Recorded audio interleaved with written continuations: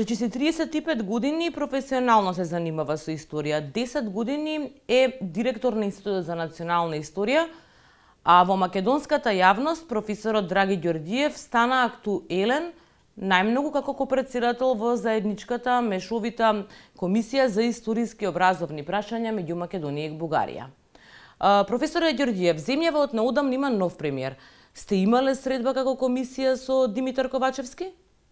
Не, за сега како комисија не сме имале состанок со премиерот Ковачевски. Дали овој нов пристап што го најавија Ковачевски и бугарскиот премиер Петков за побрзо решавање на спорот со некакви временски рамки од 6 месеци, всушност ви прави некаков притисок во комисијата за да испорачате резултати? Да, се наметне едно такво чувство кога стана збор за формирање на дополнителни групи во процесот на разговорите со Република Бугарија. Меѓутоа, уште на почетокот веќе ние зазедовме јасен став дека историската комисија не може да го следи тоа темпо и да има средби секој месец, така што договорот е да имаме 6 средби годишно. Минатата година беа договорени 5, значи додадовме уште една плюс средба во текот на оваа година со цел да придонесеме кон динамиката на процесот на разговори со Република Бугарија, и тоа е оптималното наше работење, бидејќи и меѓу средбите ние имаме многу работа во однос на согласување на ставови, на записници и така натаму, така да нашиот број на средби годишно на годишно ниво ќе биде 6 средби. Во мај годинава ќе се наполнат 4 години од кога е формирана заедничката комисија, а впечатокот е дека ви имате се уште силни несогласувања со колегите од бугарската страна околу терминот заедничка историја. Професоре, дали вашите колеги инсистираат на тоа дека заедничката историја подразбира дека македонците до 45 година биле бугари? Да, тој термин е употребен во договорот, во контекст во членот каде што зборува за историската комисија, и не е дефинирано што се подразбира под таа синтагма, да кажам, заедничка историја. И ние дојдовме во судир со колегите од Бугарија во однос на тоа. Тие што подразбираат? Тие подразбираат дека станува збор за историја на еден народ, односно на бугарскиот народ, која започнала во негде кон средината на 9 век, кога првото бугарско средновековно царство ја освојува територијата на Македонија. Според нив тога се случува трајна етничка хомогенизација меѓу прабугарското население кое е дојдено од исток и словенското население кое живее на овие простори, се создава бугарскиот народ и од тогаш до 1944 година тоа е историја само на еден народ, односно на бугарскиот народ.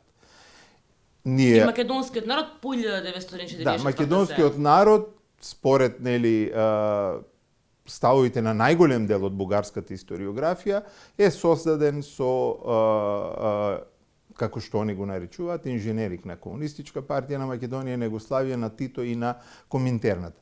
Ние веднаш апсолутно го одбивме таквото дефинирање на синтагмата заедничка историја и дури инсистиравме со колегите да посветиме посебно внимание на тој термин, да го дефинираме што значи заедничка историја. Меѓутоа од бугарските колеги беше одбиено тоа и сега заедничка историја, синтагмата останува како една од пречките во нашето дефинирање на некои препораки во учебниците за заедничка историја. И во комисијата се инсистира на тоа читање на историјата од бугарската историографија, доминантно дека со инженеринг е направена.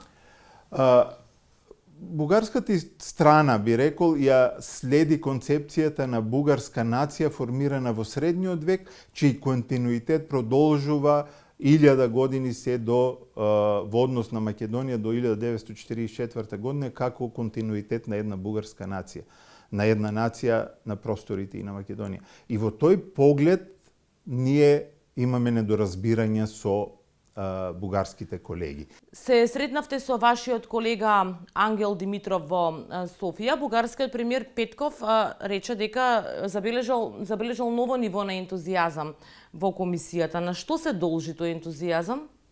Тој ентузијазам повеќе се должи на динамиката на работата на комисијата. Тука јас гледам дека може ние да помогнеме. А како ќе течат работите во разговорите во самата комисија, тоа е веќе друго прашање. Како би гласела препораката на македонскиот тим историчари за чествувањето на Делчев? Ние со бугарските колеги прилично долго дискутираме, дебатираме за тоа и бугарската страна инсистира на тоа дека е важно да се посвети внимание на историјскиот сегмент од ликот и делото на Гоце Делчев, односно дека тој бил роден во бугарско екзархиско семејство, дека завршил бугарско основна школа, дека учел во бугарската екзархиска гимназија Кирил и Методий во Солун, дека потоа учел во бугарската војна академија, да се истакне неговото би рекол да се истакне неговиот образовен и духовен бугарски контекст, дека тој растел во еден таков контекст и тоа не е спорно за нашата историографија, тоа никој од нашите историчари не го негира, тоа се факти кои ние не бегаме од нив. И тоа е за нив основно, дека тоа треба да се истакне. Нашиот пристап е дека треба за Гоце Делчев да во нашата препорака која би отишла до владите, да се истакне зошто Гоце Делчев денес е важен за двете општества. Која е символиката на Гоце Делчев? Зошто Гоце Делчев се слави и во Бугарија и во Македонија? Односно, современиот аспект на ликото и делото на Гоце Делчев. Во крајна линија, ако зборуваме веќе за идентитетот на Гоце Делчев, по мене многу е важно како како делата на Гоце Делчев влијаеле врз одредена заедница и на одреден простор во после неговото смрт, да кажам. Кој е оддекот на делата на Гоце Делчев? Кој е значењето на Гоце Делчев за оваа средина, за овој народ? И тоа е она важното според мене кое треба да се истакне наследството на Гоце Делчев кое е. Во таков случај по мене институционалниот оној контекст во кој е создаден Гоце Делчев според мене е многу ирелевантно. Важно е наследството на Гоце Делчев, оддекот на Гоце Делчев кој се случува на одреден простор и во одредена заедница. Друго прашање кое често предизвикува несогласувања кога и да се спомене е терминот бугарски фашистички окупатор. Како според вас треба да се дефинира ова? Според мене Бугарија не може да ја дефинираме како класична фашистичка земја, како што може да се каже за тогашна фашистичка Италија или нацистичка Германија. Ние може да ја третираме Бугарија како пронацистичка, профашистичка земја, меѓутоа Бугарија не е фашистичка земја во тоа време. Според мене, оној термин кој овде може да се користи, за кој треба да се дебатира повторно, ние не може тоа да го наметнеме со наша одлука, се разбира, е да се користат термините окупација, инвазија, па дури и не анексија, затоа што овие простори би биле анектирани кон Бугарија доколку победеле силите на Оската, меѓутоа не и терминот фашистичка бугарска, фашистичка окупација. Профашистичка, да, меѓутоа фашистичка не. Бугарија не е фашистичка земја, според мене и според видувањата на голем број научници на Западот, тоа не е нема фашистичко уредување во Бугарија. Постои таму еден авторитарен режим на цар Борис кој го речи суспендира работењето на бугарското собрание, меѓутоа Бугарија нема фашистичко уредување. Постојат внатре условно да кажеме пак фашистички движења кои имаат фашистички идеи во себе. Меѓутоа тие не се во рамките на самата бугарска држава, структурата на владините тела. Така да од тој аспект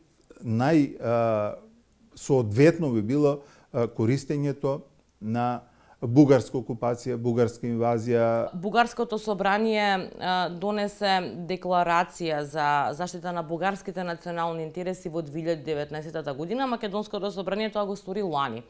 Во комисијата се придржувате до она што е запишано во Македонската декларација како црвени линии? Декларациите кои беа освоени и во Бугарија 2019 година и во Македонското собрание за жал создадоа повеќе проблеми во нашата комисија, затоа што доведоа до политизација на работата на комисијата.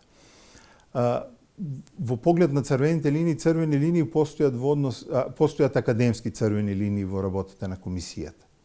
Ние точно знаеме до каде може да одиме во однос на она што е досега утврдено како некаква, условно да кажем, историјска вистина и каде треба да се сопре и околу што треба да се дебатира. Така да тие декларации за жал влијаат врз работата на комисијата. Не може да не влијаат бидејќи ние работиме во еден политички контекст. И ако политичарите на нас не ни дозволат простор, на Балканот е за жал така, мора да се создаде една политичка клима за да историографијата работи прилично слободно. Ако тоа не се создаде, тогаш нема да има ниту резултати од работата и на комисијата и воопшто на историографијата. Така да тие декларации усвоени во двете собранија ја повеќе и наштетија на работата на комисијата, не повеќе, туку донесува голема штета на работата на комисијата, бидејќи создадоа една политичка атмосфера во која работата на комисијата се гледа само преку перспектива на политиката, колку и ние да се обидуваме да се тргнеме од политиката. Ви благодарам на одвоеното време. Благодарам и на вас. Тоа беше се во неделното интервју на Радио Слободна Европа. Довидување до следната недела.